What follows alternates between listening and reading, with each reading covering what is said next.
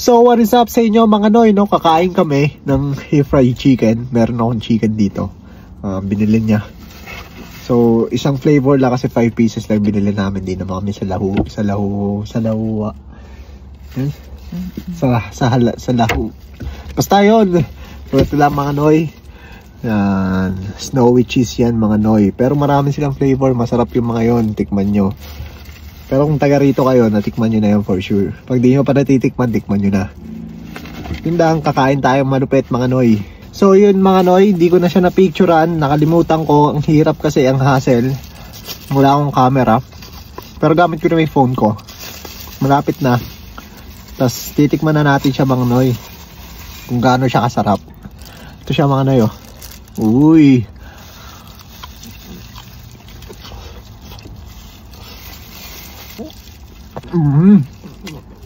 Grabe sarap mga noy. Pati yung fried rice nila, bumili pala kami. Plano kasi talaga namin, kakain kami sa park. Yung park na malapit dito, mga walang upuan.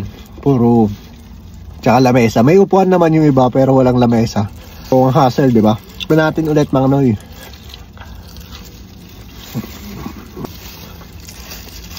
Sarap na sarap ako dito sa snowy cheese kasi unang-una cheesy siya. Tapos, pangalawa, wala namang hindi masarap sa akin. Ayan yeah, titikman ko ulit noy. This time may rice ulit.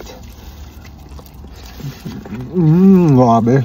Yun lang mga noy, maiksi ang content lang. Hindi ko siya na-picturean, hindi ko siya na-effortan this time. Nakalimutan ko. Manood lang kayo ng content ko, paulit-ulit lang naman ako kumakain. Para kumain na rin kayo. Kung nasan man kayo lupalok ng mundo, kung madaling araw na sa inyo, hindi ko nakasalanan kung magugutom kayo or what. Yun lang, peace out mga noy. Bago ko pala tapusin yung content ko mga noy, may binili pala akong gravy para dito. Solid to mga noy. Sa fried chicken, ganito siya kalaki. For $2 only. Tapos didip mo lang siyang ganyan. Pasensya na kayo, may onting rice na kasi nalagay ko na, napatong ko na sa rice eh. O yan. Grabe, sarap.